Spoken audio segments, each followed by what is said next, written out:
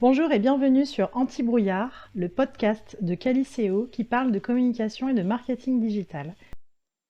Cette semaine, le podcast est consacré à la conception d'un site internet lorsque vous créez une entreprise ou une nouvelle activité.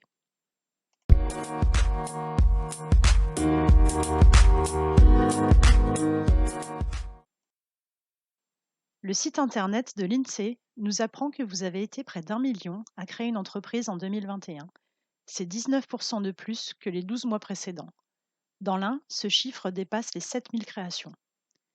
Quel que soit le secteur d'activité que vous avez choisi, vous allez devoir construire votre présence en ligne. Se pose alors rapidement la question du comment. Comment faire un site internet? Par quoi débuter? Vers qui se tourner? Sont autant de questions que vous vous posez en tant que dirigeant. Pas la peine de préciser que vous n'avez pas sous la main de salariés compétents et prêts à s'investir dans ce chantier digital. Vous n'allez donc pouvoir compter que sur vous-même. Pour bien démarrer, nous vous délivrons 6 conseils. Ils abordent la conception d'un site internet avant, pendant et après sous l'angle méthodologique. Car en soi, faire un site web n'est pas compliqué. Premier point, on analyse d'abord l'existant. Avant même d'imaginer à quoi ressemblera votre futur site internet, il est primordial de commencer par réfléchir à l'existant, à votre existant. C'est le principe même de l'état des lieux. Avant de faire des changements, on regarde d'où et avec quoi on part. Partons donc de votre situation actuelle que l'on va aborder sous 3 aspects.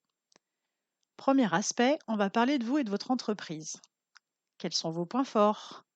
Quels sont les produits ou services qui vous donnent un véritable avantage dans votre secteur? Quelles sont les opportunités de marché que vous avez identifiées à court et à moyen terme? Deuxième aspect, il s'agit de vos cibles, autrement dit votre clientèle actuelle et future. Quelle est votre cible? Quelle est sa problématique? Quel problème cherche-t-elle à résoudre en recherchant un bien ou un service à acheter? Quelles sont ses habitudes de consommation? Vos clients sont-ils des adeptes du e-commerce? Quelles sont leurs habitudes de navigation sur Internet? Plutôt PC, plutôt smartphone? Connectés la journée ou plutôt le soir? Troisième aspect, allez faire un petit tour sur les sites Internet de vos concurrents. L'idée ici n'est pas d'aller recopier ce qui se fait déjà, mais c'est plutôt de voir les thématiques abordées, les publications qui marchent sur les réseaux sociaux, celles qui ne marchent pas. Vous vous ferez une opinion rapidement en regardant le nombre d'interactions générées par les mentions j'aime ou je partage sur les posts et les articles de blog. Une fois mis tout cela par écrit, vous aurez une vision d'ensemble de votre position vis-à-vis de vos cibles et par rapport à vos concurrents et à votre marché. Bravo, vous venez de réaliser ce qu'on appelle un SWOT. Deuxième point, on se fixe des objectifs SMART. Un objectif SMART est indispensable pour mener à bien votre projet de création de site Internet. Vous avez déjà sûrement entendu parler de cette méthode qui a l'avantage de formuler des objectifs clairs et compréhensibles par tous. On vous rappelle la définition de l'acronyme SMART pour qualifier un objectif. S pour spécifique, un seul projet à la fois. Ici, on parle de la conception de votre site web et pas d'un autre projet de votre plan marketing. M pour mesurable. Votre site web devra vous fournir les moyens d'évaluer son efficacité. Ces critères se traduisent souvent par des statistiques de fréquentation du site. On en parle dans le point 6. A pour atteignable ou ambitieux. Pas la peine de viser la lune. Ici, on met en application la stratégie des petits pas. On avance doucement mais sûrement et on se fixe un cap. R pour réaliste. L'objectif doit tenir compte de vos contraintes. Il doit être réaliste mais surtout raisonnable fonction des ressources disponibles ou du budget. T pour temporel, n'importe quel projet comporte une date de fin ou date butoir qui doit être clairement affichée et respectée. C'est un petit peu le garde-fou pour ne pas que les projets se délayent à cause d'une date de mise en route insuffisamment précise. Par exemple, fixez-vous comme objectif que votre site internet doit être en route le 15 mai plutôt que, entre guillemets, avant l'été. Pour en savoir plus sur la méthode SMART, je vous mettrai un lien dans l'article sur un article du site managergo.com. Troisième point, troisième conseil, intégrez votre futur site web dans une stratégie marketing online complète. Un site internet est avant tout un outil au service de votre réflexion stratégique et de votre plan marketing. Vous avez donc tout intérêt à écrire ce plan marketing avant de concevoir votre site web. Ce plan comportera une partie offline et une partie online.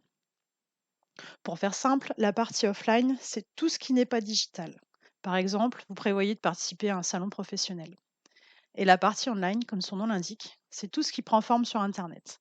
Votre futur site, mais aussi vos pages sur les réseaux sociaux, vos campagnes d'emailing, etc. Quatrième point, et là on aborde plutôt un arbitrage sur une question, faut-il aller vers un site web gratuit ou payant pour commencer? Alors là, le quatrième conseil répond d'emblée à la question que vous êtes peut-être déjà posée.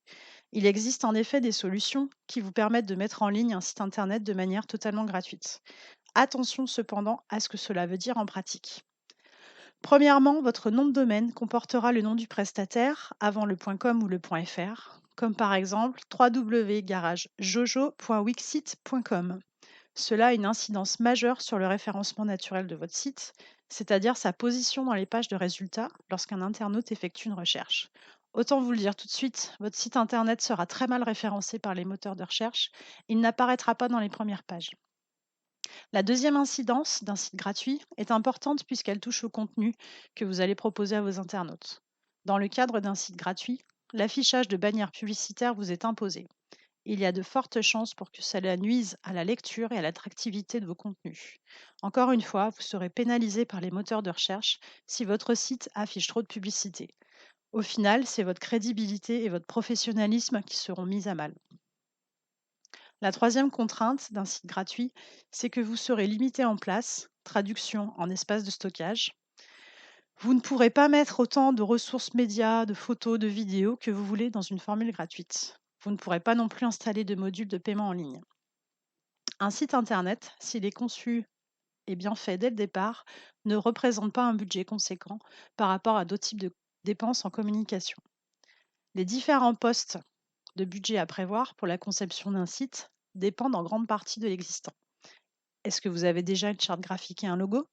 Est-ce que vous avez déjà une base de visuels exploitable? Sinon, prévoyez un shooting photo ou un budget pour les banques d'images. Si vous envisagez de lancer une boutique en ligne, prévoyez de connecter votre site à une plateforme de paiement en ligne. Il faudra donc budgéter la fabrication du site, c'est donc un budget temps si vous décidez de le faire par vous-même, soit un service fourni par un prestataire spécialisé. Il faudra également du budget pour la fabrication des contenus, texte, photos, vidéos, etc. Il y aura aussi des coûts liés aux spécificités de votre site, un achat de thème, de builder, de plugins, de modules e-commerce. Tout ne sera pas gratuit si vous voulez un service de qualité pour vous-même et surtout pour vos clients. Et enfin, prévoyez des coûts d'abonnement annuels pour le nom de domaine, l'hébergement du site et la maintenance. Cinquième point, c'est aussi un arbitrage. Est-ce qu'il faut concevoir son site soi-même ou est-ce qu'il faut le faire faire? Ce cinquième conseil va droit au but.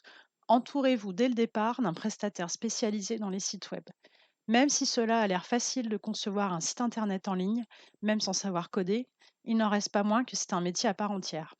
Tout comme les ressources humaines, la paye ou l'informatique, concevoir un site internet nécessite des compétences pointues dans plusieurs domaines, quelle que soit la taille du site. Design, arborescence, rédaction web, référencement, installation de plugins, connexion du nom de domaine, configuration des formulaires, mise en place de statistiques, etc. La liste est longue. Pour être sûr de faire les choses correctement et partir sur de bonnes bases, confiez la réalisation de votre site internet à un professionnel. Il vous guidera pour faire les meilleurs choix et éviter des erreurs qui pourraient vous coûter cher par la suite. Dans tous les cas de figure, prenez la peine de remplir un cahier des charges complet avant de démarrer la conception du site web. Le sixième point concerne le reporting. Une fois votre site internet en route, il va devenir un véritable allié pour consolider votre stratégie marketing et amorcer votre croissance de chiffre d'affaires. Je m'explique. Lors de sa mise en ligne, votre prestataire aura besoin de connecter votre site à Google Analytics ou à la Google Search Console. Ces outils sont gratuits et vous fournissent tout un tas d'informations riches en enseignements sur les personnes qui viennent sur votre site. Combien de fois ils sont venus? Combien de temps ils sont restés sur votre site? Par quel canal ils sont arrivés? Recherche directe, réseaux sociaux, moteurs de recherche. Avec quel équipement et quel navigateur ils se sont connectés? Et les pages de votre site web les plus visitées. Vous allez aussi retrouver des informations sur leur provenance géographique, leurs données sociodémographiques, etc. Bref, c'est une mine d'or dont il serait dommage de vous priver. À partir de quelques indicateurs clés, vous allez pouvoir enrichir et améliorer votre site web au fur et à mesure du reporting. Mais au-delà du contenu, c'est votre offre globale que vous allez pouvoir faire grandir. Vous allez également contrôler que le site Internet reste bien en phase avec vos objectifs, et ce sur le long terme. Ces 6 conseils vous ont permis, j'espère, de faire la lumière sur comment aborder la conception de votre futur site Internet. Gardez à l'esprit qu'un site web est avant tout un outil au service de vos objectifs, mais c'est aussi de la matière vivante dont il faudra s'occuper régulièrement. Avec un peu de méthodologie et en étant bien entouré, créer un site Internet n'est pas compliqué. Alors à vous de jouer.